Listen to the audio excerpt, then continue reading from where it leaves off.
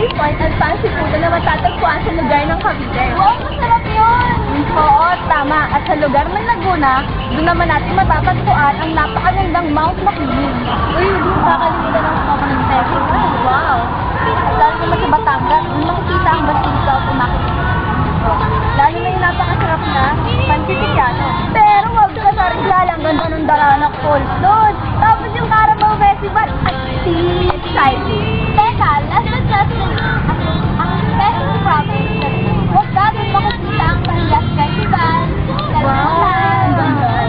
Kaya kung gusto niyo pa kong malaman tungkol sa Region 4A ng Calabarzon, kaya sama kayo. Tara! Bye-bye! Tara na! Tara na! Piliin mo, yakapin mo, kayamanan niyang itaas. Hi! Gusto niyo bang pumunta sa magagandang destinasyon dito sa Pilipinas? Well, dadalhin ko kayo sa Region 4A kung saan may makikita kayong magagandang lugar. Unahin na natin ang lugar ng Cavite. Ang capital ng Cavite ay Tres Martires. So, tara na!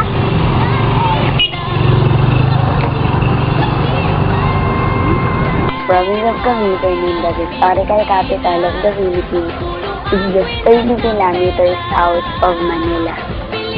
It is the birthplace of Philippines' first president, Emilio Aguinaldo, and Tres Martires is the capital of it. The Corregidor Island was found in Cavite, or the Manila South Golf Country Club, which is the first golf course in the Asia Pacific, Sangley Point, and the Aguinaldo Museum.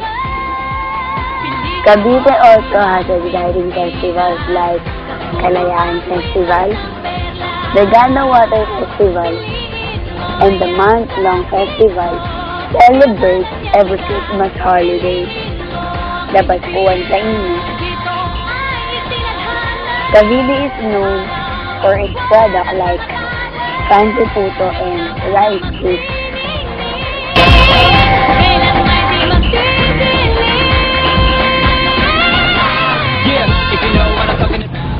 Uy, babe! Alam mo ba kung ano mga meron sa Laguna? Gusto mo malaman? Tignan mo to. The resort capital of the Philippines, the province of Laguna. Laguna is known as the birthplace of Philippine national hero Jose P. Rizal. The name Laguna was derived from La Laguna, referring to Laguna de Bay, a freshwater lake and second largest among Southeast Asian countries. About places of interest, you can find in Los Baños, Laguna, the show window of Laguna, the National Arts Center, the mystical and active volcano, Mount Makiling, Rizal Shrine in Calamba City, and the country's first authentic theme park, Enchanted Kingdom in Santa Rosa, Laguna. Exciting festivals like Coconut Festival, Banquero Festival, Chinelas Festival, and Barong Tagalog Festival will make tourists enjoy their vacation. Laguna is well known for sweet delicacies such as uraro, espasol, and coconut strips. Buko pie and quesong puti are really great for pasalubong.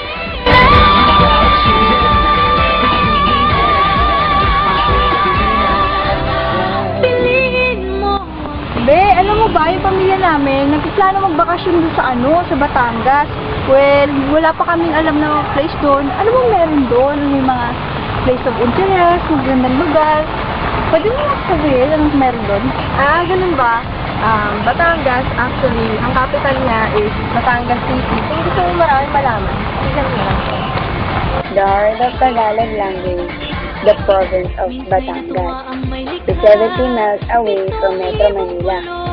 Is the home of sages and the birthplace of Apolinario Mabini, the brain of the revolution, and Marcela Agoncillo, who made the present Philippine flag. You can find here the Apolinario Mabini Shrine, Submarine Gardens, Punta de Santiago Lighthouse, and the very famous Taal Lake and volcano. Piliin mo. It is really great to travel here because festivals here like Parada ng Lechon, Sublian Festival, Tapusan Festival, and Anian Festival made the province of Batangas famous.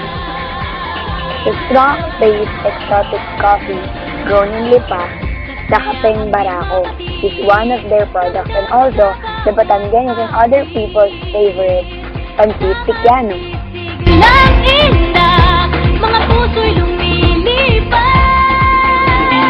Rizal is a first-class province. It was bounded by Sierra Madre Mountain Range, kung saan makikita natin yung Hinulugan Taktak, the Pebble Beach, and the Ranak Falls. Kung gusto nyong malaman kung ano yung mga pinagsasabi ko or what, gusto nyo sumama kayo sa akin? Tara, tignan nyo to. Rizal is a first-class province, and Antipolo is the capital of it. It is near Sierra Madre Mountain Range.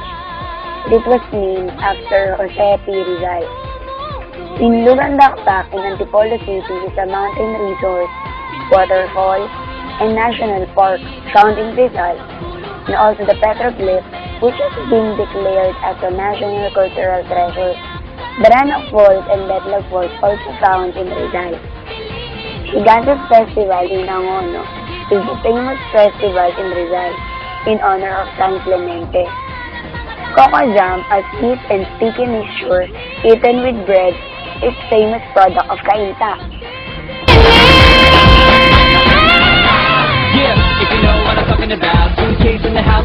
Sabi naman natin ang Quezon Province. Ano-ano ba ang meron sa Quezon Province? Ang Quezon Province, dito pinanganak ang ating former president na si Manuel M. Quezon.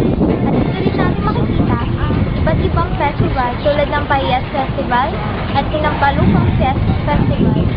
At kung gusto nyo pa malaman ng iba pa, tara, punta na tayo sa Quezon Province.